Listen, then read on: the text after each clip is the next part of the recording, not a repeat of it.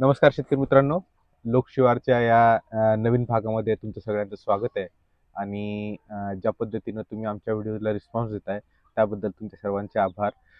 फक्त एकच विनंती आहे, आपल्यापैकी 80% जे शेतकरी मित्र आहेत जे आपला व्हिडिओ पाहत आहेत त्यांनी या चॅनलला सबस्क्राईब केलेलं नाहीये. तर आपण खाली दिलेलं जे सबस्क्राईब बटन आहे त्याला क्लिक करा आणि त्या बेल आयकॉनवर क्लिक करा, जेणेकरून जे आपले विविध माहितीपूर्ण व्हिडिओज आपण तयार करतोय ते तुमच्यापर्यंत पोहोचू शकतील आणि तुम्हाला त्याची सगळ्यात पहिल्यांदा नोटिफिकेशन येईल, जेणेकरून आपल्याला आपण जी माहिती देतोय ती तुमच्यापर्यंत पोहोचण्यासाठी मदत होईल. तर आज जो आपण व्हिडिओ बोलणार आहे तो एक वेगळ्या टॉपिकवर आपण बोलणार आहे आणि त्याच्यासाठी तेजस आपल्यासोबत आहे. नमस्कार. जो टॉपिक आहे आपला तो आहे की आपण बऱ्याच वेळा विषय करतो की बाबा पिकासाठी NPK, कॅल्शियम, बोरॉन, मॅग्नेशियम अशा वेगवेगळ्या खताची किंवा अन्नद्रव्याची गरज असते. पण प्रत्येक पिकासाठी कुठलं अन्नद्रव्य कुठल्या फॉर्म मध्ये दिलं पाहिजे हे सुद्धा फार महत्वाचं आहे. बरोबर. जसं आपल्याला आपली एक आंधळी ही आहे, काय त्याला म्हणतात, आपलं एक नॉलेज आहे की बाबा आपल्याला नायट्रोजन पाहिजे असतं तर युरिया टाका, युरिया टाकला की झाडाला पाहिजे तेवढा नायट्रोजन मिळतो. पण खरंच प्रत्येक पिकासाठी नायट्रोजन साठी युरिया हा एकच पर्याय आहे का, हे सगळ्यात पहिल्यांदा जाणून घ्यायचं आहे. आणि जर आपल्याला तो पर्याय नसेल तर दुसरा कुठला पर्याय आहे जो की त्या पिकासाठी चांगल्या पद्धतीने काम करू शकतो. आणि म्हणूनच आपण आजपासून एक वेगळी सिरीज चालू करतोय ज्याच्यामध्ये अन्नद्रव्याचा जो वापर आहे तो कुठला अन्नद्रव्याचा वापर कुठल्या पिकासाठी कुठल्या पद्धतीने करायचा ह्याच्यावरती आपण बोलणार आहेत. आणि जो आजचा ह्या सगळ्यात पहिल्या भागाचा जो विषय आहे तो आहे नायट्रोजन. आणि नायट्रोजन ज्यावेळी आपण विचार करतो त्यावेळी आपल्याला लक्षात येत असेल की ते फक्त युरियाची गोणी, एक गोणी आणायची, टाकायची, 46% नायट्रोजन मिळतं. पण खरंच युरिया हा एकच पर्याय आहे का, किंवा हा एकच स्वस्त पर्याय आहे का, किंवा कॉस्ट इफेक्टिव्ह पर्याय आहे का, ह्याच्यावरती आपण चर्चा करूया. आणि त्यासाठी तेजस आपल्यासोबत आहे. तेजस, काय सांगशील? नक्कीच युरिया हा स्वस्त पर्याय. म्हणजे नत्र जर द्यायचं तर 46% नत्र मिळतं. साधारणपणे 45 किलोची बॅग आहे. काही दिवसात ती 40 किलो पण होणार आहे. काही दिवसापूर्वी ती 50 किलो होती आणि अशीच एक दिवस ती 10 किलो पर्यंत पण येऊन थांबणार आहे. कारण का, तर सरकारचा सगळ्यात मोठा खर्च जो आहे तर त्याच्या अनुदानावर जातोय. बाकी सर्वच अनुदानित खतं आहेत, 10-20 असेल, तुमचं 12-32 असेल, अनुदानित आहे. पण सर्वाधिक जास्त अनुदान जे देण्यात येतं संख्येच्या माध्यमातून, किमतीच्या हिशोबातून आणि एकंदरीत अमाऊंट, तर ती युरियावर सर्वात जास्त आहे. 46% नत्र म्हणजे साधारण तुम्ही 100 किलो जर खत दिलं, 100 किलो जर युरिया वापरला तर तुम्हाला 46 किलो नत्र तुमच्या जमिनीला किंवा तुमच्या पिकाला मिळतं. खूप स्वस्त पर्याय हा युरिया. नायट्रोजन हे फार महत्वाचं अन्नद्रव्य आहे. जर आपण अन्नद्रव्याचं आपलं जर वर्गीकरण केलं तर नायट्रोजन, फॉस्फरस आणि पोटॅश हे जे 3 आहेत ते आपले मुख्य अन्नद्रव्य येतात, ज्याच्यामध्ये कार्बनचा पण समावेश होतो. पण आपल्याला नायट्रोजन, पोटॅश आणि स्फुरद हे 3 मुख्य घटक द्यावे लागतात. ज्यावेळी आपण नायट्रोजनचा विषय करतो तर नायट्रोजन हे सगळ्यात पहिल्यांदा सेल इलॉंगेशनचं काम करतं. म्हणजे काय करतं, जर आपल्या पिकाला वाढ पाहिजे असेल तर त्या वाढीचं जे स्पीड आहे ते वाढवण्यासाठी नायट्रोजन मदत करतो. आणि त्याच्यामुळेच तुम्ही जर बघितलं असेल, जर आपण युरियाचा डोस दिला तर 2 गोष्टी होतात. एक तर आपल्या पिकाची उंची वाढते आणि दुसरं आपल्या पिकाची काळोखी वाढते. एकदम पीक आपलं हिरवगार दिसायला लागतं, डोलायला लागतं, भरायला लागतं. आणि ती तुमच्या नायट्रोजनची खासियत आहे. आता हे बेसिक नायट्रोजनचे जे फायदे आहेत ते झाले. पण आता तेजस, ज्यावेळी आपण युरिया टाकतो त्यावेळी त्याचे, ज्यावेळी आपण जसं तू सांगितलंस की युरियाचे दुष्परिणाम सुद्धा आहेत. मग जर असं सांगितलंस की बाबा कुठल्या परिस्थितीमध्ये युरियाचा वापर करावा किंवा त्यासाठी पर्याय काय आहे, तर त्याच्या काय सांगशील? मग नत्राचे जे फायदे घ्यायचे आपल्याला, उत्पादन वाढवायचं असेल, पिकाची काळोखी टिकवायची असेल, पिकाची एकंदरीत वाढ असेल, उत्पन्नात वाढ असेल, म्हणजे साधं जर गणित द्यायचं झालं, आताच्या चालू हंगामात शेतकऱ्यांचा समज आहे की कांदा पिकाला नत्र वापरलं हे कांदा खराब होतो म्हणजे युरिया वापरला तर हे काही अंशी खरं आहे. परंतु कांद्याचं उत्पादन वाढण्यासाठी सुद्धा नत्राचं वाटा आहे, तो आपल्याला चुकवता कामा नये. मग अडचण कुठे आहे की कोणतंही अन्न घटक वापरताना किंवा कोणतंही पिकाला लागणारं जे काही न्यूट्रिएंट आहे ते देत असताना त्याचा सोर्स जर बरोबर असेल तर आपल्याला ही अडचण येणार नाही. बरोबर. आणि म्हणून आज या सोर्स बद्दल आपण तुलना करणार आहे किंवा विचार करणार आहे की आपल्याला कशा पद्धतीने जायचं. युरिया जर तुम्ही वापरला तर तुमचं डाळवर्गीय पिकांना युरिया चालणार नाही. ज्या पिकाला खाली मुळाजवळ गाठी असतात त्या पिकांना युरिया चालणार नाही. त्यानंतर जे काही आपण काय म्हणतो ना, पावसाळ्यामध्ये किंवा खरीप हंगामामधली जेवढी काही पिकं आहेत तर त्यांना युरिया चालणार नाही. त्या व्यतिरिक्त युरिया कोणाला चालेल, तर मग रब्बी हंगामात असेल, म्हणजे आता जी काही हिवाळी किंवा उन्हाळी हंगाम, उन्हाळी हंगामात खास करून, कारण का ते युरिया थंड असतो. ज्यावेळेस युरिया देतं त्यावेळेस जे तापमान आहे त्याच्यात काही अंशी रिडक्शन होते. किंवा घट होते आणि हा फायदा तुम्हाला मिळतो, त्यावेळेस युरिया चालतो. मग आता त्याला पर्याय काय, तर अमोनियम सल्फेट का आपण सांगतोय, तर अमोनियम सल्फेट हा घटक असा आहे युरियापेक्षा निम्म्यानेच तुम्हाला नत्र मिळतं, बरोबर. परंतु ते नत्र अमोनिकल फॉर्म मध्ये. मग अमोनिकल फॉर्म असा आहे की तो मातीच्या कणांना ह्या अमोनियाचे आयन्स चिटकून राहतात. बरोबर. हा त्याचा बेनिफिट आहे. युरियाचे चिटकून राहत नाही, युरियाचे लीच होऊन जातात, म्हणजे ड्रेन होतात पाण्यातून. जसं तुम्ही पाणी द्याल तसं ते खाली जातं आणि ते पिकाच्या मुळाच्या कक्षेतून निघून जातं. अमोनियाच्या बाबतीत तसं घडत नाही, ते मातीला घट्ट पकडून बसतं आणि ते पिकाला स्लोली किंवा काय म्हणतो ना निरंतर मिळत राहतं. बरोबर. हा अमोनियाचा पहिला फायदा. म्हणजे दिसायला 21%, युरियामध्ये 46%, पण 21% तुमचं इतकं काम करणार आहे की ते 46%ला सरस राहणार आहे. बरोबर. हा झाला पहिला भाग. दुसरा फायदा काय अमोनियम सल्फेटचा, अमोनियम सल्फेटमध्ये अमोनिया सोबत सल्फर आहे आणि ते थोडं थिडकं नसून 23-24% सल्फर आहे.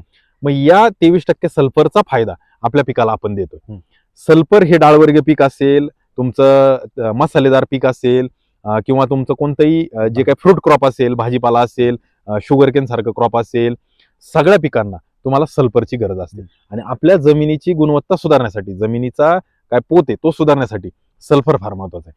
म्हणून तुम्हाला अमोनियम सल्फेट जे सांगितलं, तर नत्राचं मातीसोबत संयोग राहणं हे अमोनियममध्ये घडतं, अमोनिकल फॉर्म मध्ये घडतं आणि प्लस सल्फर मिळाल्यामुळे आपल्या जमिनीची गुणवत्ता सुधारते आणि याचा पिकाला जास्त फायदा होतो. आता युरिया जर वापरला तर तो आपण बेसलला वापरू शकत नाही. बरोबर. तो आपण फक्त टॉप ड्रेसिंग म्हणजे काय म्हणतो ना वरखत, ज्यावेळेस फोकून द्यायचं, पाणी द्यायचं, आपल्याला रिझल्ट दिसतात. मकासारखं पीक आहे, खूप चांगले रिझल्ट दिसतात. ज्यावेळेस मकाला तुरा येतो त्या परिस्थितीत जर तुम्ही युरिया वापरला, अतिशय चांगले तुम्हाला त्याचे परिणाम दिसतील. गहू सारख्या पिकात फुटवे यायच्या अवस्थेत तुम्ही युरिया वापरला, खूप चांगले परिणाम दिसतील. परंतु त्या व्यतिरिक्त जी पिकं आहेत, जसं की ऊस असेल, कांदा असेल किंवा डाळवर्गीय पिकं असतील, हरभऱ्यासारखं पीक असेल, भाजीपाला पीक असतील, टोमॅटो, मिरची यासारखी पिकं असतील, इथं स्लोली नायट्रोजन मिळणं गरजेचं आहे. नाहीतर काय होतं, पिकावर कीड रोगाचा प्रादुर्भाव लवकर होतो. बरोबर. तो होऊ नये म्हणून आपल्याला अमोनियम सल्फेट याचा वापर करायचा. युरियाचा वापर आपण फक्त टॉप ड्रेसिंगला करतो. अमोनियम सल्फेट आपल्याला दोन्ही बाजूने देता येतं किंवा मी तर म्हणतो तिन्ही बाजूने देता येईल. एकतर बेसलला देता येईल, टॉप ड्रेसिंगला देता येईल आणि पाण्यातून 100% विरघळणारे जे अमोनियम सल्फेट असते, पाण्यातून विरघळल्यामुळे तुम्हाला ठिबकद्वारे सुद्धा हे देता येईल. बरोबर. तर अशा पद्धतीने दोन्ही तिन्ही पद्धतीने जर तुम्ही अमोनियम सल्फेटचा वापर केला तर नक्कीच तुम्हाला पिकाला नत्र तर मिळेलच मिळेल आणि फायदा होईल. आता बदल कशात होईल, तर खर्चात बदल होईल. युरियापेक्षा अमोनियम सल्फेट हे तुलनेने महाग आहे. मग आपल्याला युरियाचा डोस जो आपण वापरतोय तर तो निम्मा करून आपण अमोनियम सल्फेट त्याच्या जागी निम्मा डोस वापरला पाहिजे, म्हणजे थोडी खर्चात पण आपल्याला कुठेतरी तारतम्य राखता येईल. दुसरी गोष्ट अशी, आपल्या जमिनीची गुणवत्ता सुधारायची, म्हणजे जिथं पीएच जास्त आहे तिथं युरिया चालत नाही, जिथं पीएच जास्त आहे तिथं अमोनियम सल्फेट खूप चांगलं काम करतं किंवा ते तिथं वापरणं संयुक्तिक राहतं, कारण अमोनियम सल्फेटचा पीएच हा कमी. मग अशा परिस्थितीमध्ये त्या जमिनीत आणि तशा पद्धतीच्या पिकांना आपण अमोनियम सल्फेट वापरू शकतो. चालू हंगामात जे थंडीचं वातावरण आहे, तर थंडीमध्ये पिकाला काय म्हणतो ना ताकद देण्यासाठी आपण अमोनियम सल्फेट देऊ शकतो. असंच पावसाळ्यात ज्यावेळेस पाणी खूप साठतं जमिनीमध्ये, वापसा येत नाही, तर तो वापसा लवकर यावा यासाठी अमोनियम सल्फेटचा वापर शेतकरी सर्रास करतात. आणि या पद्धतीतून जर आपण युरियाला पर्याय म्हणून अमोनियम सल्फेटकडे वळालो तर नक्कीच मला असं वाटतं की फायदा होऊ शकतो. बरोबर. आणि आता जसं तेजस्वी सांगितलं की अमोनियम सल्फेटचे जे काही फायदे आहेत, आता हे जर झालं तुमचं रासायनिक खताबद्दल. बरोबर. पण जेव्हा आपण नायट्रोजन फिक्सेशनची गोष्ट करतो तेव्हा सगळ्यात एक मोठा आपल्याकडे सैनिक असतात, ते असतात आपले जैविक सैनिक. आणि त्याचं नाव आपण रायझोबियम, जे आपले रायझोबियम आहेत. तर त्याच्याबद्दल त्याचा वापर कसा करायचा, आणि सगळ्यात महत्वाचं आता बऱ्याच ठिकाणी रायझोबियम आपल्याला पावडर फॉर्म मध्ये सुद्धा आहे, लिक्विड फॉर्म मध्ये सुद्धा आहे, तर चांगलं कुठलं? आता याच्यामध्ये कसं असतं की पावडर आणि लिक्विड याच्यात फारशी तुलना नाही, कारण का जर ज्याची गुणवत्ता चांगली, म्हणजे काही कंपन्या अशा आहेत का त्या रेप्युटेड आहेत, म्हणजे त्याची उदाहरणं सांगायची झाली तरी आपण काही फोटो इथं स्क्रीनवर दाखवू, हे रेप्युटेड आहेत. परंतु सगळ्यात महत्वाचं, जर गुणवत्ता चांगली असेल तर पावडर असो की लिक्विड असो फारसा फरक पडणार नाही. काही शेतकऱ्यांचा असा समज असतो की त्याच्यातला सीएफयू, कॉलनी फार्मिंग युनिट, म्हणजे सीएफयू काउंट जास्त आहे म्हणून चांगलं, तर त्यांनी तसा विशेष फरक पडणार आहे. गुणवत्ता चांगली पाहिजे आणि वापरायची वेळ, वापरायची पद्धत योग्य पाहिजे. जर तुम्ही ज्या पिकाला गाठी येतात, म्हणजे काय म्हणतो ना नोड्युलेशन होतं, तिथं रायझोबियमचे वेगवेगळे ग्रुप आहेत, ते रायझोबियम वापरले पाहिजे. आणि जिथं त्या गाठी येत नाही तिथं ॲझोटोबॅक्टर तुम्ही वापरला पाहिजे. ऊसासारख्या पिकामध्ये ॲसिटोबॅक्टर वापरला पाहिजे. या दोन्ही तिन्ही पर्यायातून तुम्ही गेलं पाहिजे. आणि हे शक्यतो बीज प्रक्रियेच्या वेळेला किंवा शेणखत किंवा जे सेंद्रिय खत आहे त्याला चोळून आपण ब्रॉडकास्ट करू शकतो. आणि ज्यावेळेस जमिनीमध्ये वापसा चांगला असेल, पाणी चांगलं टिकेल, तिथं आपल्याला याचे परिणाम खूप चांगले जाणवतात. बरोबर. कारण हे जीवाणू जे आहेत, ज्यावेळी आपण वरून जेवढं खत टाकतो त्याच्यापेक्षा जास्त खताचं फिक्सेशन हे जीवाणू करून करतात. आणि देतात, कुठे ना बरोबर. कुठे जी आपली कॉस्ट आहे, जी नायट्रोजनची कॉस्ट आहे किंवा जो खर्च आहे, तो कमी करण्यासाठी ह्या जीवाणूमुळे मदत मिळते. जे वरून टाकतो खत तर ते जमिनीचा पोत खराब करत असतं, बरोबर. रासायनिक खत आहे खराब करत असतं. जर तुम्ही अमोनियम सल्फेटचा विचार केला तर त्याच्यातून साल्ट जातात जमिनीत. मग ते ते म्हणजे काय म्हणतो ना त्याला, अप्रत्यक्षपणे जमीन खराब करते. बरोबर. ते गरजेपुरतं वापरलं, योग्य वेळेला स्प्लिट डोस मध्ये वापरलं तर ते मदत करते. मग हे जीवाणू जे आहेत तर याचा कुठलाही दुष्परिणाम नाही. बरोबर. जमिनीत असणारं, हवेत असणारं जे नत्र आहे ते आपल्या पिकाला मिळून द्यायचं काम हे जीवाणू करत. बरोबर. त्यामुळं लक्ष ठेवा, आपलं लक्ष फक्त नायट्रोजन आहे आणि ते लक्ष कसं अचीव करायचे त्याचे 3 वेगवेगळे रस्ते आहेत.